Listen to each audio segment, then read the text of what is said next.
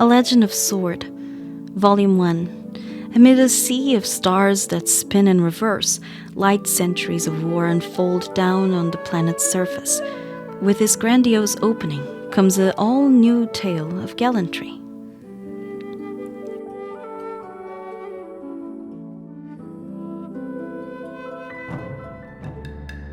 Even if Empress Cher's ambitions were realized, how will anybody benefit from it? Secretary of Defense Pharynges stared out of the window into space as the galaxies and stars shone gently upon her face, their pale white glow flowing softly and slowly down each strand of her hair. She couldn't help but think about the first time she looked out at this ocean of stars through this very window. She no longer remembered the sense of awe she felt back then. Even her homeland, now hundreds of light years away, had long since become faded and distorted in her memories whenever they surfaced in her dreams. Forgive me for speaking out of place, Your Highness, but this war has been dragging on for far too long. We've battled through countless constellations, wiped out tens of millions of lives in all sorts of devious ways, and made ourselves viceroys and envoys of every obscure constellation we came across, all in an effort to make Emperor Cher's dreams a reality. But what has his grand vision brought us? One misfortune after another, and an ever-growing number of enemies. They're in every corner of the galaxy now. It's just a matter of time before they swallow us up. My brother's vision is for an empire that will rule for all eternity, one where there is no fear, and where people do not lack for anything. The fate of the many will no longer be dictated by the few. No one will enjoy a higher status than anybody else, and even incompetence will no longer be seen as a crime. And so, it's inevitable that those who cannot comprehend his grand vision are doomed to be swept aside. This is their fate. Princess Gopatha shook her head and spoke with a gentle yet cold tone. It seemed as if the intergalactic anti-guerrilla war had robbed her of more than just one of her eyes and one of her arms, because when Pharynges looked at her, she did not see the joyful young woman she once knew. I trust in brother's decision. He would not act out of mere self-interest. So please, even though it is you, don't say such things again in the future. Don't speak words that sow doubt.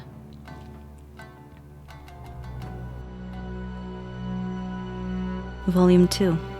Amid a sea of stars that spin in reverse, no battle is legendary enough to be any more than a ripple in the silence for those who dwell upon the shore. But for the warriors in the thick of it, the war is all there is. Surely even an armada consisting entirely of Yeseta-class warship would have a tough job making a dent in a defense as watertight as this one. Admiral Geldefried's overconfidence in the greatest technological marvel of the Empire meant that she was completely unaware that the rebels were, at the very moment, closing in on the fatal weakness of their base. The mighty star fortress, Anusharwan, designed personally by Princess Gopatha and named by Emperor Cher, was now nothing more than a fragile egg before the rebel fleet, and Mother Hen was away from the nest. Bastinu deftly navigated the lash clipper through the intricate and winding ventilation system, weaving between jets of poisonous gas and elemental clouds shooting out from holes in the walls, while trying to shake the automatic mechanical sentries on its tail. His eyes and ears, filled with blood in the scene before him, merged into a continuous blur of color and light as the clipper shot ahead at a breathtaking speed. Now's my chance, so thought Bastinu to himself as the propulsion system's energy core came gradually into view. It's time, so thought Admiral Geldefrieds to herself, as she gazed at the flashing sphere of light in the planet's orbit. Then she gave the order to launch an indiscriminate assault on the planet. Then Bastinu launched a fatal attack on the fortress core. Oh, what I would give to see the look on Princess Gopatha's face right now. So thought both to themselves, separately but identically, in that brief moment.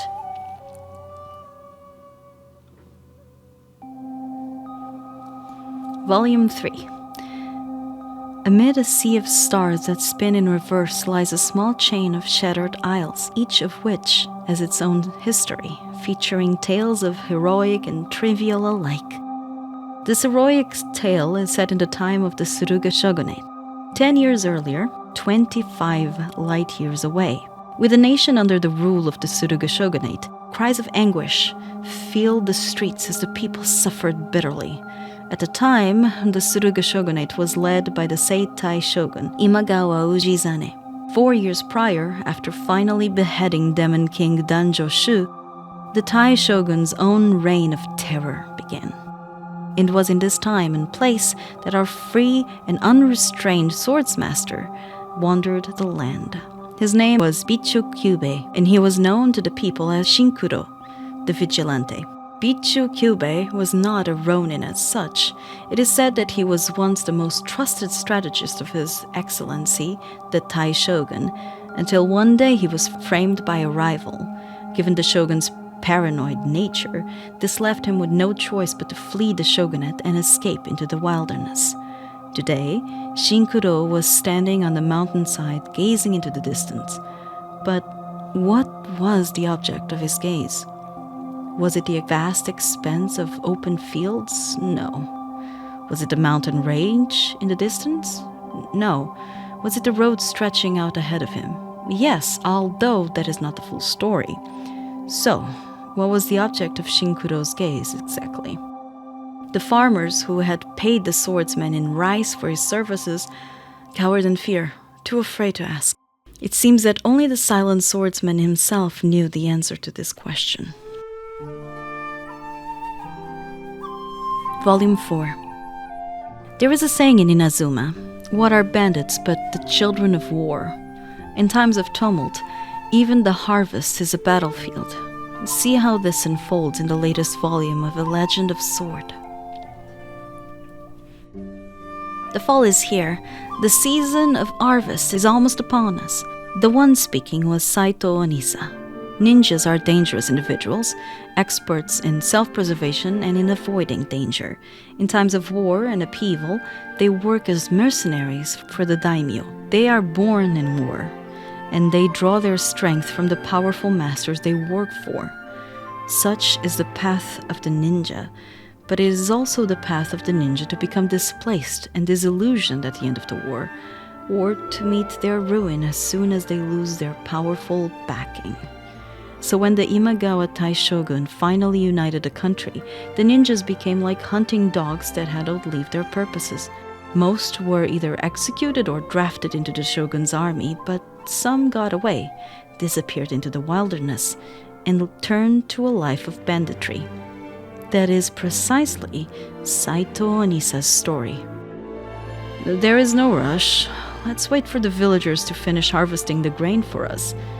The person speaking this time was called Yonemata Tasuke. Bandits are either samurai who have grown weary of the warrior's way, or farmers fighting to stay alive.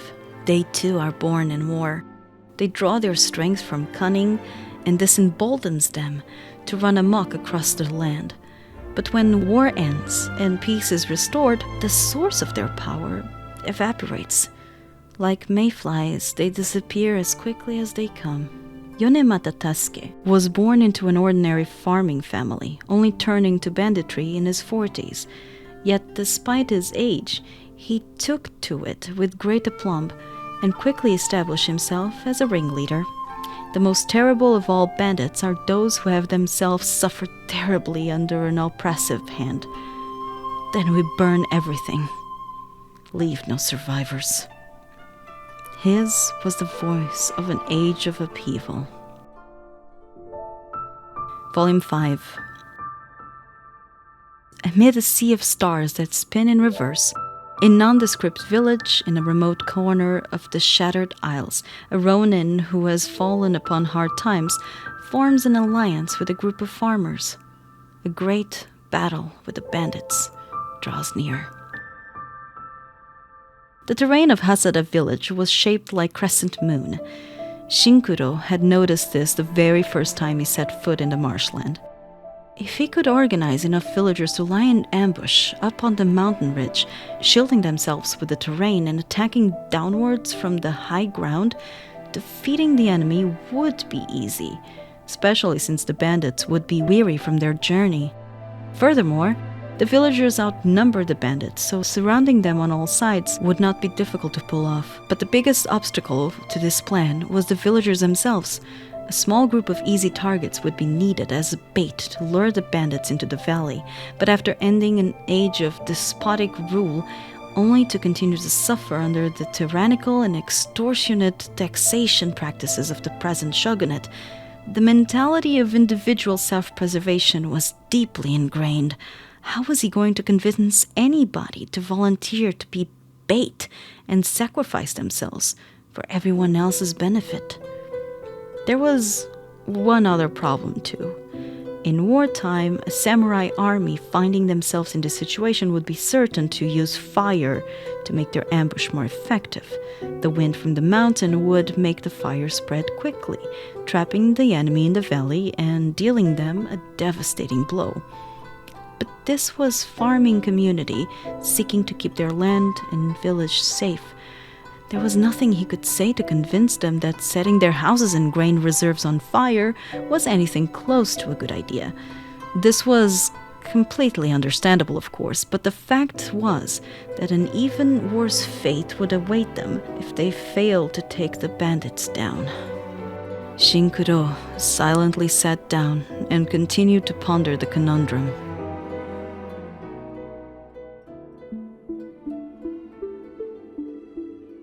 Volume 6. In essence, the great battle in space is no different from the armed conflict between commoners which took place 10 years ago on the barren planet.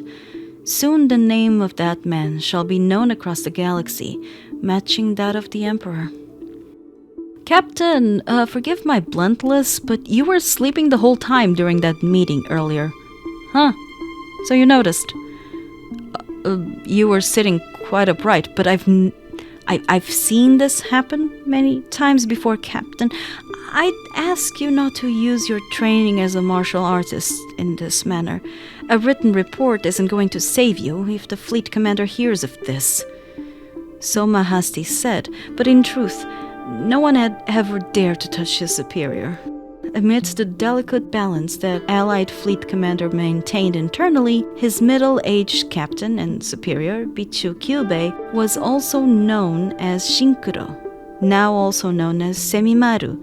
Using some truly lame pronunciation, was the very same person everyone was trying to court their side, and the one most likely to break this deadlock. This was a whole decade ago now. Shinkuro thought to himself quietly. That one victorious battle at Asada village, on reflection, had been nothing but a minor test of Shinkuro's military prowess. But for the parties involved, this could be called the beginning of the disaster. As expected, the Tai shogun would not permit such a talented person to wander in the wild. Not long after, Shinkuro would be blinded in both eyes and thrown in jail.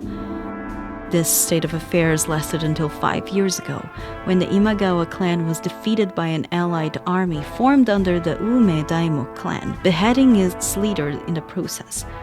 From then, the nation and its people would finally experience a period of peace. That was what the new Seitai shogun told Shinkuro personally while the latter was in prison. Shinkuro had never in his life seen the common folk able to work and live in peace. And this strange Tai shogun was likely no saint either. The general amnesty was something that simply had to be done to win the people over. As he reminisced, Shinkuro could not help but sigh. Whether in the past or now, people like him would always be at the center of the vortex, whether they liked it or not. As far as this country is concerned, people like me are traitors. And I suppose that this is also the case in this vast universe. The shogun looked at the sitting Shinkuro and spoke in an indifferent voice. The imperial tax is no longer something that this tiny planet in a corner of the universe can take up, and someone of your ability should be free to flex it among the stars. Your clan and your giving names were taken by the cretin Imagawa, yes, but abandon that past. From now on, you shall be known as Semimaru. Yes, someone who no longer had a past. Someone whose eyes could no longer behold the many wonders of the universe. Now, its vastness opened before him. Thank you for listening. Check the description for more info on where to find my content, and subscribe so you don't miss my videos. Until next time, stay safe.